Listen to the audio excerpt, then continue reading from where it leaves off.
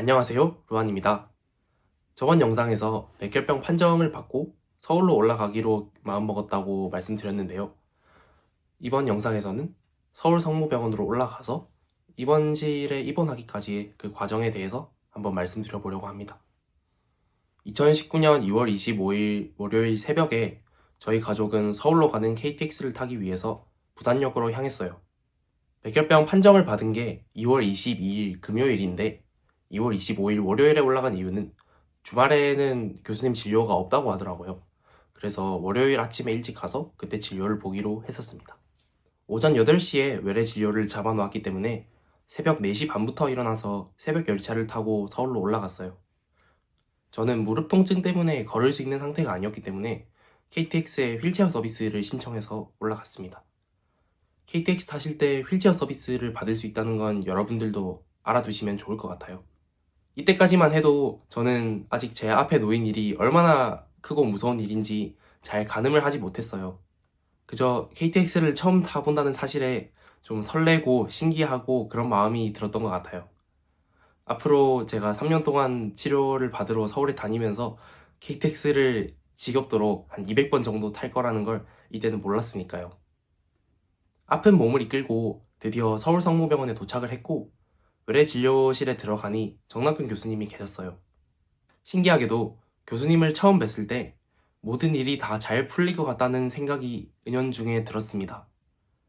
백혈병 그까짓 거 치료하면 그만이라는 듯 무심하게 환자 차트를 확인하시면서도 처음 백혈병 환자가 된 저를 겁먹지 않도록 되게 세심하게 대해주셨어요.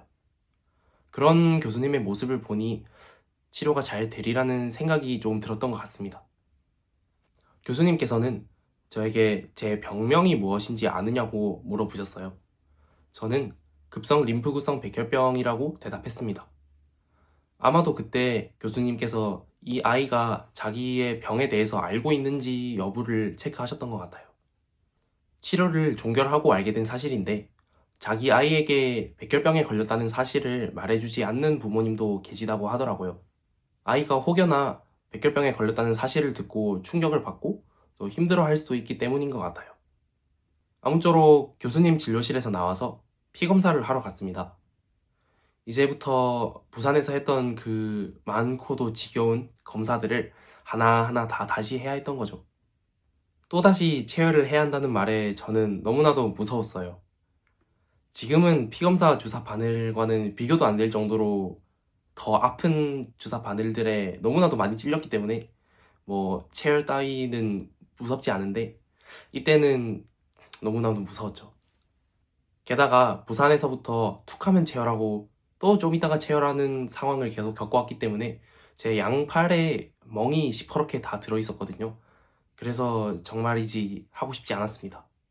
그렇게 또 한 번의 체열을 했고 피도 많이 뽑았겠다 아침밥을 맛있게 먹으러 갔습니다. 이 아침 식사가 일반적인 식당에서 하는 제 마지막 식사였어요. 그 이후로는 제가 환자복으로 갈아입고 있었는데 환자는 감염 위험 때문에 병동 안에서 제공하는 멸균식만 먹어야 했거든요. 이게 입원 전 마지막 식사가 될 줄 알았으면 먹을 수 있는 음식을 다 먹어 치워버릴 걸 하는 후회가 밀려왔어요. 어떻게 보면 일반인으로서는 마지막 최후의 만찬이었던 거니까요. 이후에 항암 치료를 받으면서 했던 식사는 솔직히 말해서 인간 존엄성을 잃어버린 식사가 아니었나 생각을 합니다. 왜냐하면 항암약의 기운이 몸에 남아있었기 때문에 식사를 해도 이게 항암약의 그 냄새와 좀 맛이 섞여서 느껴지더라고요. 그래서 제가 식사를 하는데 또 항암약을 투여받는 기분이 들어서 영 좋지 않았습니다.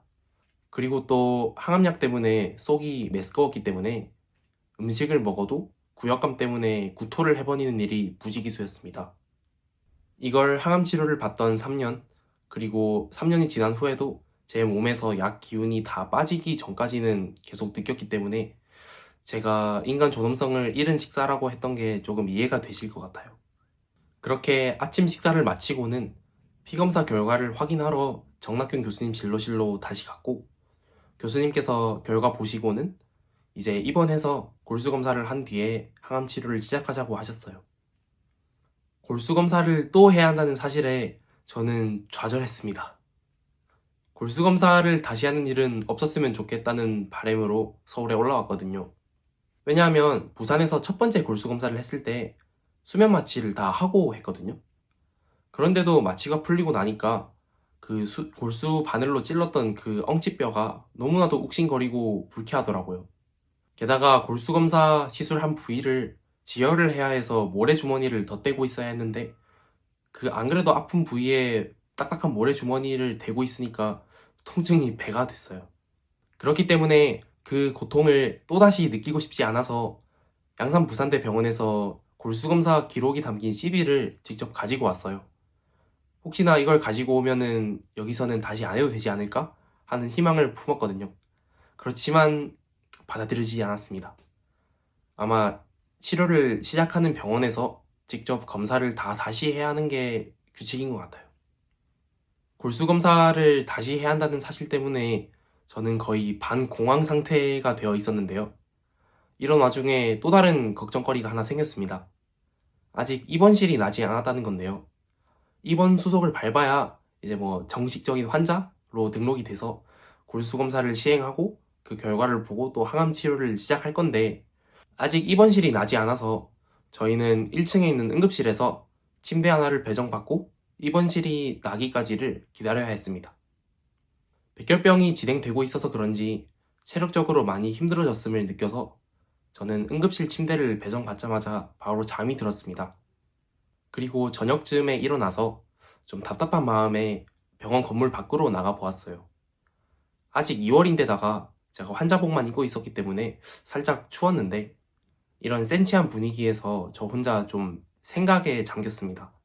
아직까지 제가 환자라는 생각도 잘 안 들고 백혈병이 뭔지도 모르겠지만 앞으로 제 삶이 180도 달라질 것 같다는 생각이 들었어요.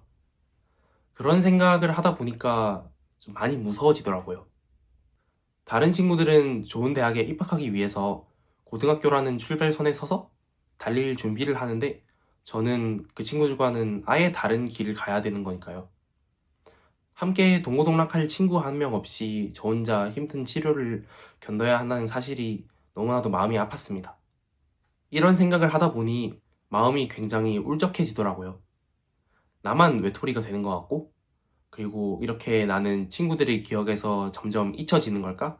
하는 그런 생각이 들었습니다.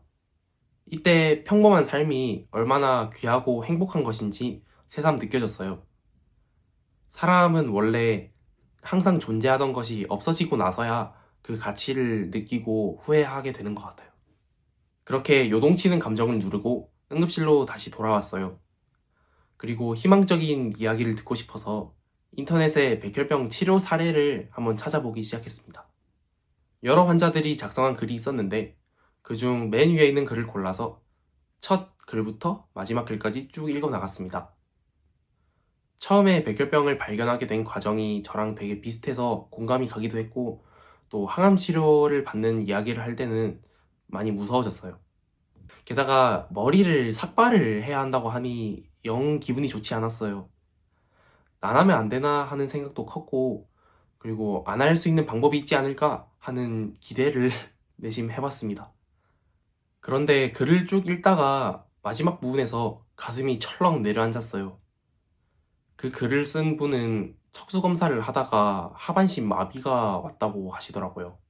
하반신 마비가 될 수도 있다는 말이 너무 충격적이어서 불안해졌어요. 엄마한테 그 글을 보여드리니 몇 안 되는 안타까운 경우일 거라고 우리는 괜찮을 거라고 하셨지만 엄마도 속으로는 걱정스러운 눈치였습니다. 처음 겪는 큰 병 앞에서 저희는 너무나도 무력했어요. 그래도 새벽까지 다른 사람들의 블로그를 여기저기 돌아다녀 보니까 그래도 치료를 잘 마무리했다는 글이 더 많은 것 같아서 그나마 안심했어요. 그리고 다음날 오후에 19층 혈액병동에 자리가 나서 입원을 할 수 있게 되었어요. 그래서 휠체어를 타고 병동에 올라갔고 간호사 선생님들께서 밝은 얼굴로 맞이해 주셨어요.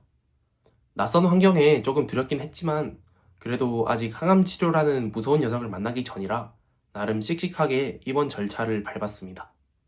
네, 여기까지가 서울성모병원에 입원을 성공하기까지의 과정이었습니다. 입원을 하고 나서 골수 검사를 시행하게 됐는데요. 이 골수 검사에 대해서는 제가 다음 영상에 더 상세하게 한번 말씀드려보도록 하겠습니다. 긴 이야기 들어주셔서 감사하고 응원의 의미로 구독 버튼 한 번씩 눌러주시면 감사하겠습니다. 그럼 저는 다음 영상으로 찾아뵙겠습니다. 감사합니다.